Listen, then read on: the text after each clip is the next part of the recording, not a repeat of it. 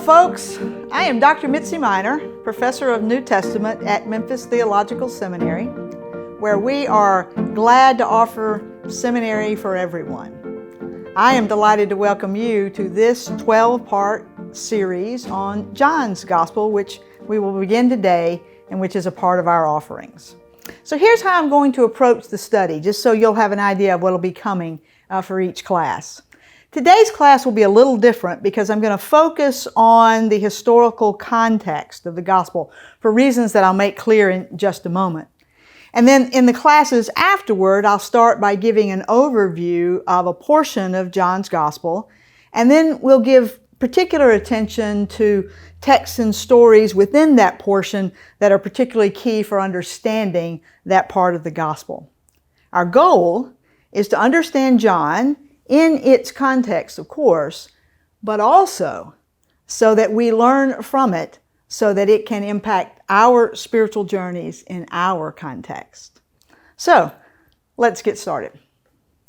I mentioned a moment ago I would come back to the importance of appreciating the historical and social context of John's Gospel, and let me talk about that for just a moment. Israel had been annexed by the Roman Empire in about the year 168 BC, so that the world into which Jesus was born, and in which his first followers were born also, was a Roman world. New Testament scholar Warren Carter has said that the New Testament addresses and engages the Roman Empire on every page, whether the empire is mentioned explicitly or not. And the reason that that is true is because the empire was the air that they breathed. It was the world in which they operated. Now, because they shared that air, because that was the world they all shared, the New Testament writers didn't have to stop and explain things to the audiences for whom they were writing. They lived in that world together. They understood how it operated. But you and I don't live in that world. In our world, if a writer were to mention something about the 4th of July, that writer wouldn't have to stop and explain why the 4th of July is important to Americans. That's part of the knowledge that we all share. And the same thing was happening with those New Testament writers as they wrote for their audiences. They shared that knowledge, but we don't. That means we have to work a little bit, and sometimes a lot, to appreciate the world out of which the New Testament came, the world into which Jesus was born. We need to appreciate those contexts. And that's what we're going to work on in this class. We're going to start with that first century Roman context of John's Gospel. So a first thing for you to know is that the world of the New Testament was radically different from our own. There was no democracy, no elections, no independent judiciary when people felt like they'd been treated unjustly. Caesar ruled absolutely, and he did so to promote his own interests. There was no capitalism. Caesar controlled the economy, and he did so primarily to enrich himself and his allies. There was no middle class. There was the powerful, wealthy, privileged upper class of folk who made up 2 to 5% of the population. And then there was the other 95% of folks. And those folks were poor and poorer.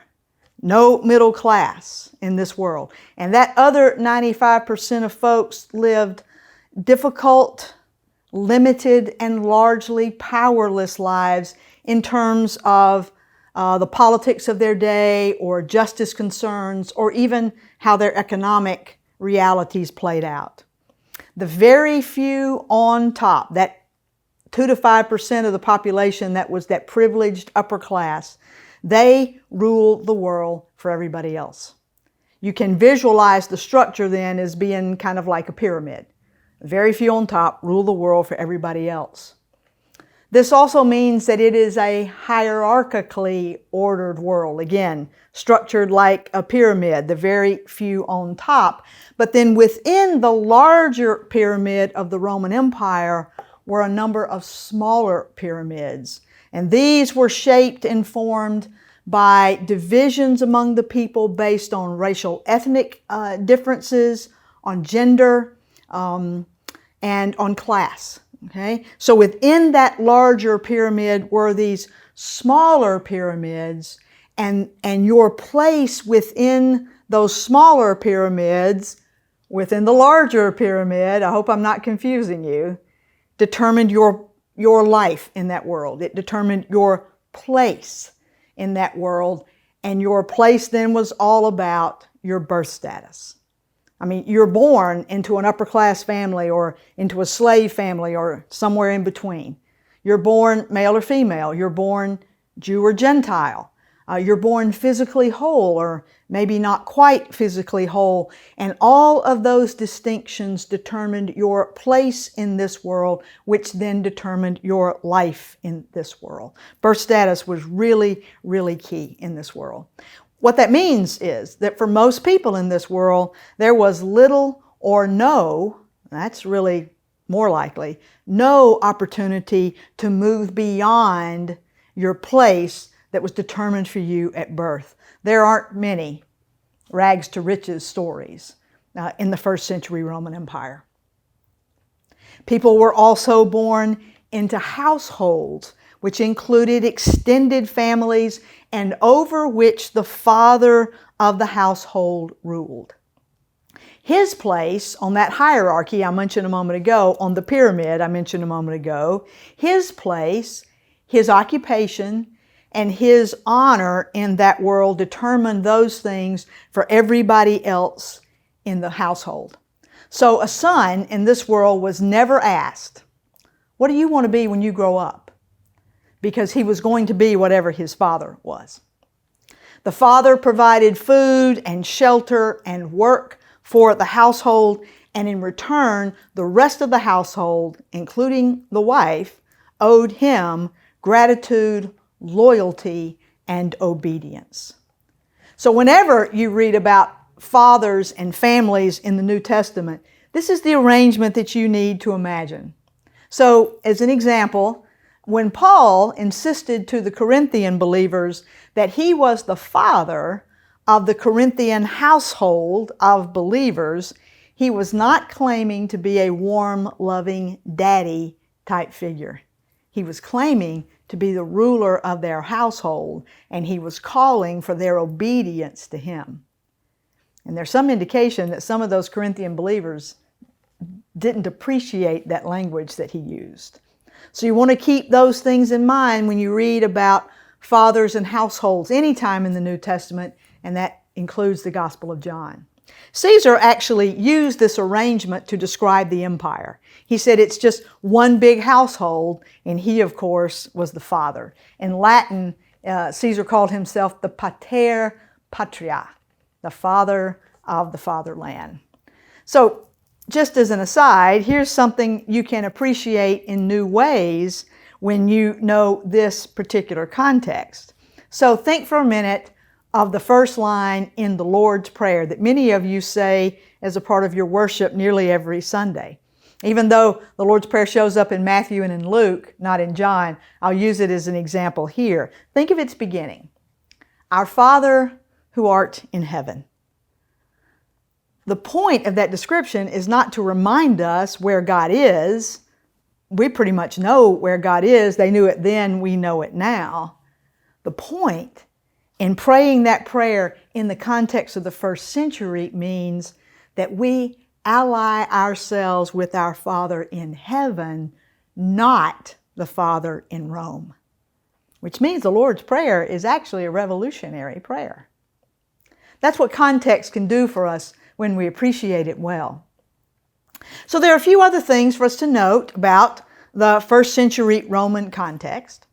The culture was patriarchal, meaning that it was male-dominated. Sons carried forward the father's name and honor and inheritance. Daughters were, frankly, a disappointment, as in they were disappointed they were not sons.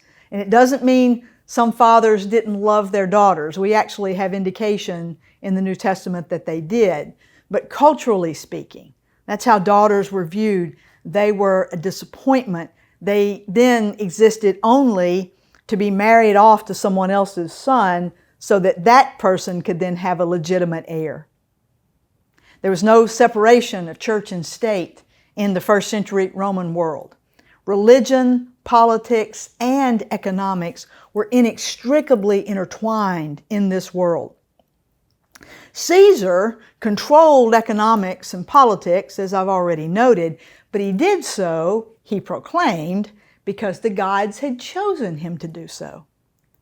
The chief priests in Jerusalem got those positions not because they had a call from God, but because they were born first into upper class priestly families, and then they bought their way into the Roman structure. Today we call that a bribe, but they bought their way into the structure and promised to protect Roman interests and cooperate with Roman rule in Israel. So from the temple, those chief priests controlled the taxes, tithes, and tributes that were paid in the temple and in some instances paid to the temple. And all of this means that they were the most religiously and politically powerful people in Israel, and they were also the wealthiest folks in Israel. As a result, we should not think of the temple like we think of our church buildings and sanctuaries in our time. The Jerusalem temple in the first century was the White House, the IRS building, and the National Cathedral all at the same time. First century Jews who weren't part of that upper ruling class likely had a love-hate relationship with the temple, loving it as a symbol of God's presence with them, but knowing also that its leaders were collaborators with Rome and used their place in the temple to justify and carry out their rule in Israel on Rome's behalf. And then all of this means, just to finish this particular part of the context, that when Jesus spoke about the kingdom of God, he was making a spiritual and theological claim for sure, but he was also making political and economic claims for the simple reason that you cannot untangle those. They are all intertwined. In his world, these things flowed together. So sometimes people will say, was Jesus primarily a religious teacher or primarily a social reformer? And the reality is, in the first century world, you couldn't separate those two roles if you tried. Okay? So we'll want to keep that in mind as we read through the Gospel of John. Now, in addition to the Roman context, we also need to give some attention to the first century Jewish context of Jesus and also of John's Gospel. Except for some Samaritans and a few Roman officials, everybody else in John's Gospel is a Jew. So we need to understand some things about first century Judaism.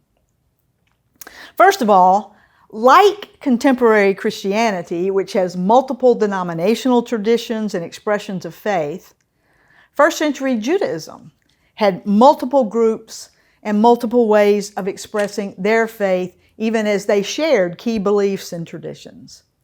One of the things this means is that whenever we encounter disputes in any gospel, including John, we should remember that most often these were disputes within Judaism and not Judaism versus something else.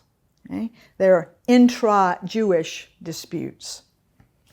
Among the common expressions of their faith, of Jewish faith in the first century, was a long tradition of resistance to foreign rule. Many subject people in the first century Roman Empire were sort of willing to go along to get along, but many Jews were not among those folks. After all, they were children of God who freed them from slavery in Egypt and brought them to the promised land. And so they chafed under Roman rule, and they were resistant to that rule, which produced a lot of tension and conflict and violence in the land in the first century. It also put them at odds with the chief priests in Jerusalem who needed to protect Roman rule and interests in the region in order to keep their powerful positions. Now, among the causes of contention among many Jews was a belief in Jewish apocalyptic hope. I'm going to explain that. But by the first century, it's likely that a majority of Jews held these kinds of hopes, which were expressed in the Old Testament in books like Daniel and Zechariah and Joel and parts of Isaiah. These texts were written and these hopes were born during a time of intense persecution which Jews faced in the 2nd century BC. Jewish thinkers in that time, whom we now describe as apocalyptic thinkers, that wasn't their language for themselves, it's our language. But these thinkers, dealing with this persecution, lamented that evil seemed to be winning the day in their time. But even as they lamented that and what was happening all around them, they clung to their belief that their God was the one God who created all that exists, whose steadfast love never fails, who intended justice and peace to saturate life in all of creation, that God's creation was good and God intended it to be a place of justice and peace before evil had come along and messed it up. This God had brought them out of slavery in Egypt, as I mentioned a moment ago, and as many of you will remember the story of the Exodus, and God had not failed them yet. So, even as evil seemed to be winning in their day, they still proclaim that God is still God, that God had not abandoned them, and that God is at work even now to achieve God's purposes for creation. So, they insisted, the day will come when God will act in creation to bring about judgment on those who do evil, to vindicate, heal, and forgive the righteous ones, and to renew all of creation in a time that they describe variously as the age to come or the great and terrible day of the Lord. Sometimes they just would say that day, or this is one you've heard, the kingdom of God. So they were waiting on this, and I should note here that they didn't expect this time to be way out in a far-off future. Ancient cultures didn't think like that. Instead, they believed that God was already at work in this moment to bring about renewal. And let me add that they also did not expect creation to be destroyed, as the term apocalyptic is often thought to mean in our time. They insisted creation was God's, and evil would not get it. Evil would not be able to destroy it, that instead God would renew creation in peace and justice. And a key component, and this is important for understanding all the New Testament, but the Gospel of John as well, a key component of this renewal was welcoming Gentiles into the community of the people of God. Isaiah 25:6, for example, says, "On this mountain the Lord of hosts will make for all peoples a feast of rich food." This emphasis on all peoples, and in other places the language is all nations, are included in God's renewal. For when we recognize, when we accept, when we open ourselves to understanding that all of us are beloved children of God together, when there's no longer us and them, then we literally have the opportunity to live into God's peace and to share in God's renewal. Now, there's another component of Jewish apocalyptic hope that's really important for understanding, once again, all of the New Testament, including John. This is the context. This apocalyptic hope, this is the context in which resurrection first became an explicit part of Jewish theology.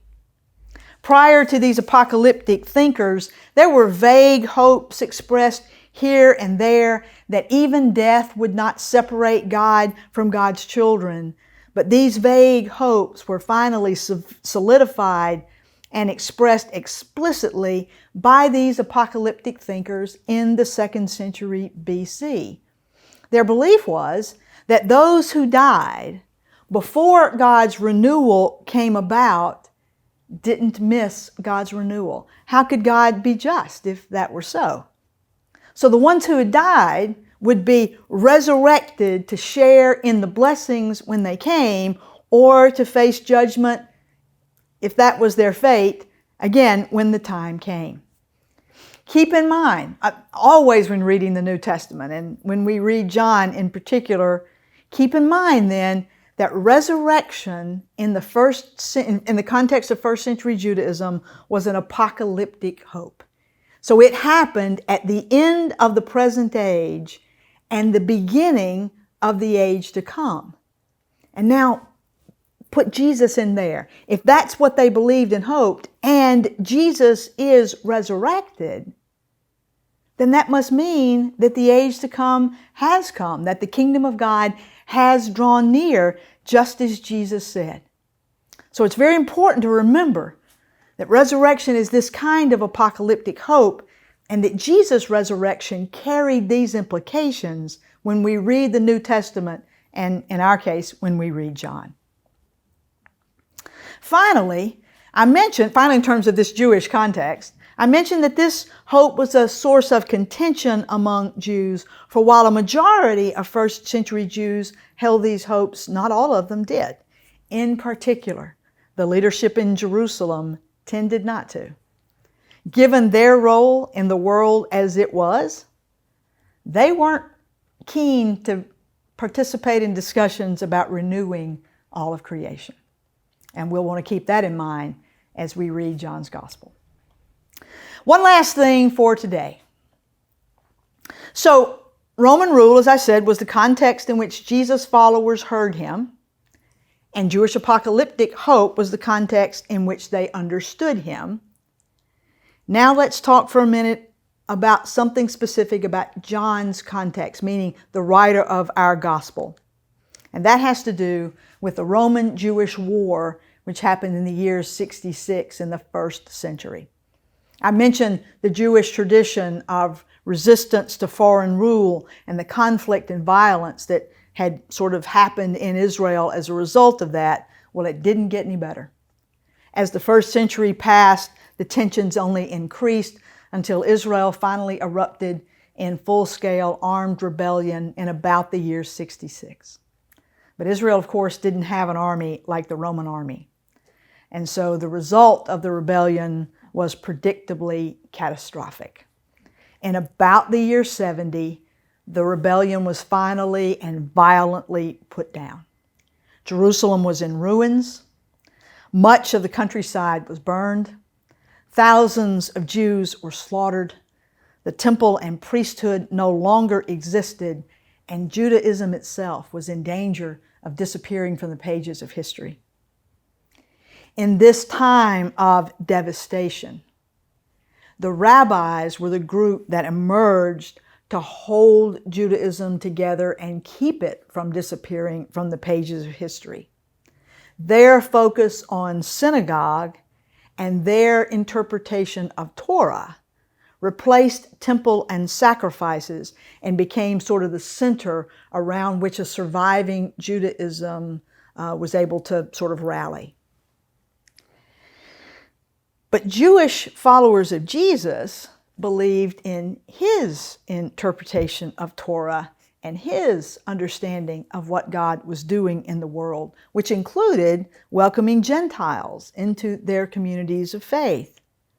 But in this tense and wounded conflict in the aftermath of the devastation, as more and more Jews began to follow the leadership of the rabbis, these followers of Jesus found themselves for the first time having to choose between their belief in Jesus and their participation in Judaism.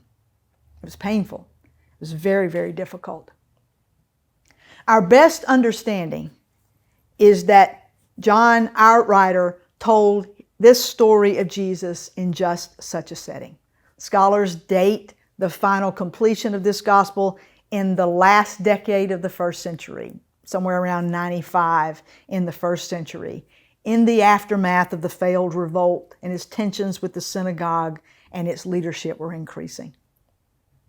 So, how do you tell the story of Jesus in a setting like this? We're actually about to explore over the next 11 more sessions, we're going to explore one community's answer to that question. I look forward to those other sessions. And for the next class, if you would like to sort of read ahead, let me encourage you to read John chapter 1, verses 1 to 18. And if you can, read them in more than one English translation. And we'll take up those verses next time. Blessings, everyone.